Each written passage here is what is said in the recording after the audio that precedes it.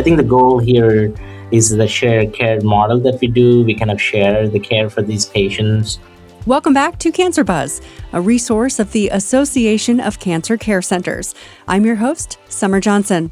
Tumor-infiltrating lymphocyte, or TIL cell therapy, has emerged as a groundbreaking option for patients with advanced melanoma. However, the logistical path from a community cancer center to an authorized treatment center, sometimes called ATCs, can have a lot of challenges, from referral delays to record transfers. So how can oncology providers bridge this gap to make sure our patients receive this personalized therapy while they are still fit enough to benefit? Today, we're looking at a successful shared care model between an ATC and a community partner. Joining us today is Dr. Lilit Karapetyan, a medical oncologist at Moffit Cancer Center, and Dr. Raju Vaddepally, a hematologist-oncologist with Florida Cancer Specialists. Thank you so much to you both for being here today. Dr. Karapetyan, can you give us an overview of TIL therapy, please? So TIL stands from tumor-infiltrating lymphocyte therapy, and basically this is a treatment which consists of tumor surgery in order to expand the TILs outside of patient's body, and followed by lymphodepleting chemotherapy, TIL infusion, and high-dose interleukin-2.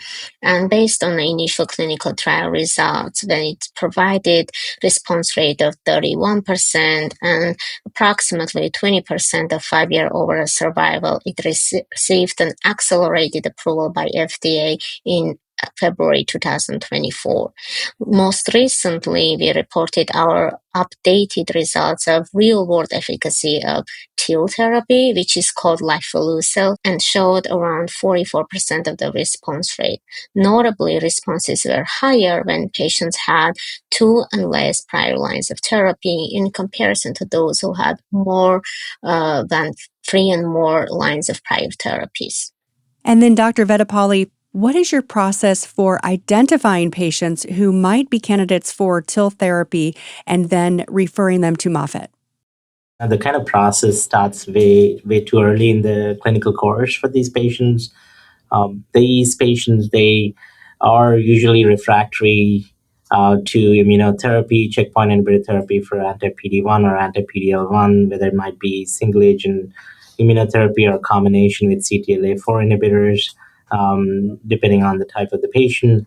But also, these are the patients who are oftentimes BRAF V600E mutated, and they went through those treatments as well. So which, as you can understand, a lot of these patients in cutaneous melanomas tend to have kind of go through, once there is advanced and unresectable in adults, this particularly we're talking about the TIL therapy in adult patients,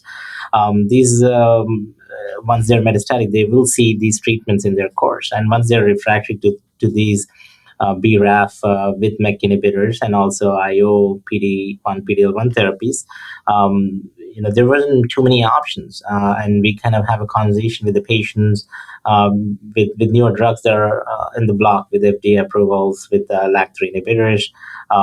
That's an option, but we're always looking for clinical trials. So we're always trying to pursue new avenues, trying to still harness the immune attack. Does your EMR connect with Moffitt's? Not our platform. We don't. It's in we have a completely different platform from Moffit. But our coordinators, referral intake staff are also the people sending out the scheduling. They do closely work with the referral intake at Moffit. We have direct phone numbers for our staff to reach out to them to try to expedite the appointments, and also send all the necessary records for our specialists up there at Moffit. So you have designated coordinators.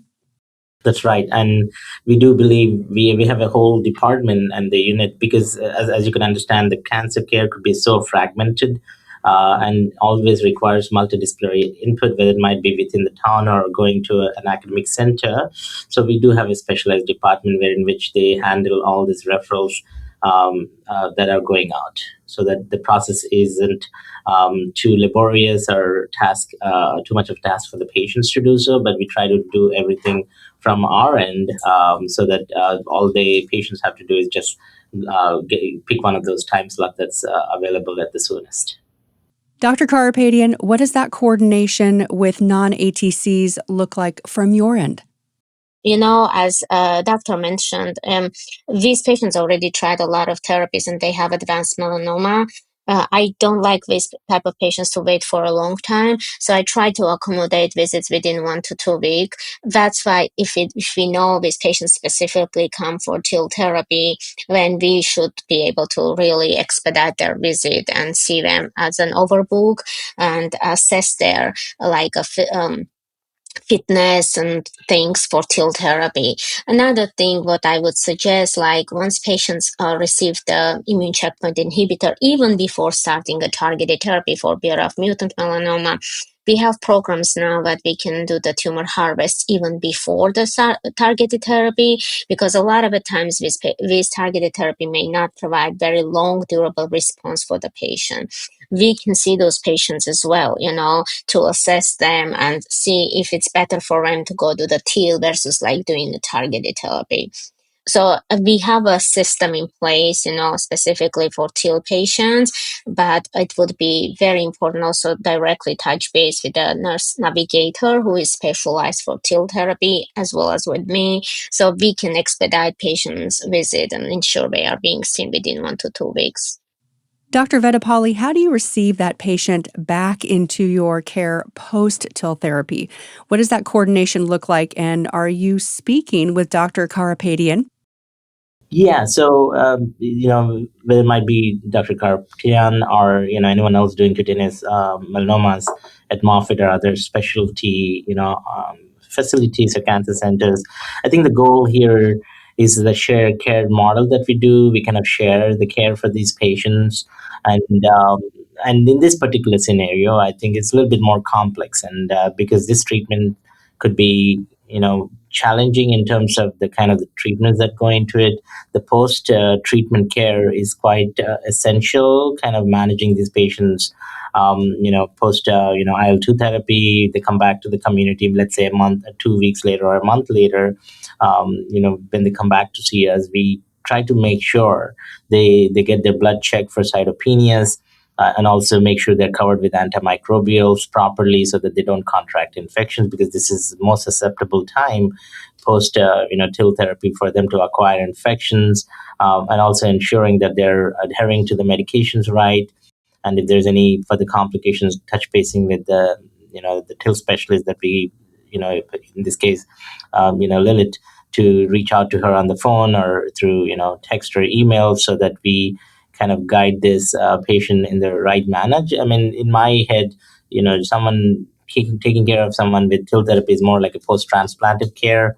They come back to the community. You have a day 30, day 60, 90 check, and day 180. So in the sense, we're making sure that these patients are not having any untoward reactions, which typically don't. Most of this heavy uptake and intensity happens within that 30 days. Yeah, I think you're correct. It is extremely important that provider thinks about this earlier, because the huge issue that we have with TIL therapy is that we get a lot of patients referred, but unfortunately they are no longer fit to proceed with the therapy, and because they had a lot of therapies before. Sometimes the same treatment is recycled multiple times even before patient sees us.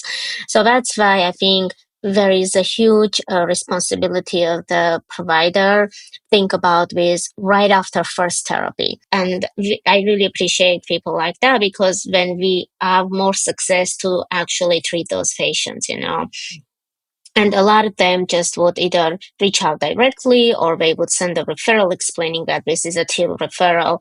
And I think that's very meaningful for the whole patient care, because it decreases what we call attrition rate, like a number of patients who are actually being referred in a clinic, but they do not make to the harvest.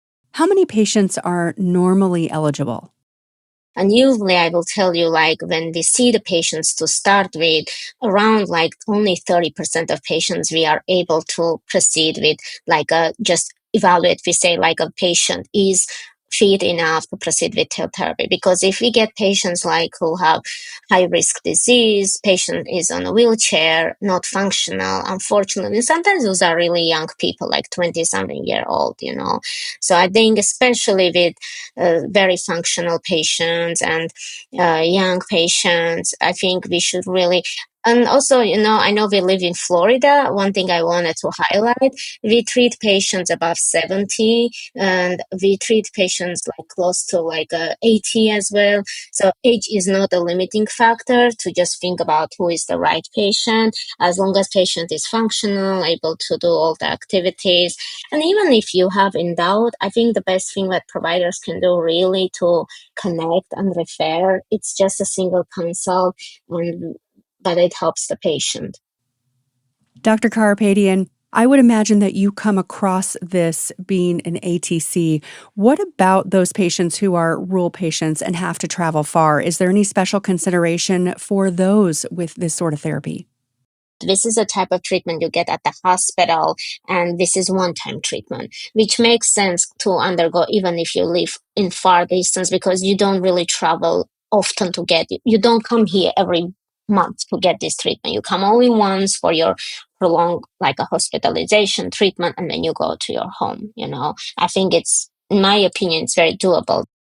Dr. Karapetyan, is there anything you'd like to leave with our listeners today? I think we have to think about this treatment as like second line, truly second line treatment. And always ask yourself a question. Is this a patient who I think would benefit from this therapy? Like, is this something that may be considered for this treatment? And if your answer is maybe even, then you need to refer this patient. And consider referring the patient as early as possible. I do agree. It's a very good option for our patients, and I think if you're able to find that right patient, which we do have quite a bit of young patients with metastatic melanoma that are refractory, those are perfect patients who could pursue this channel, because we don't have any other good alternatives in this space, and the duration of response and the ORR seems to be pretty good.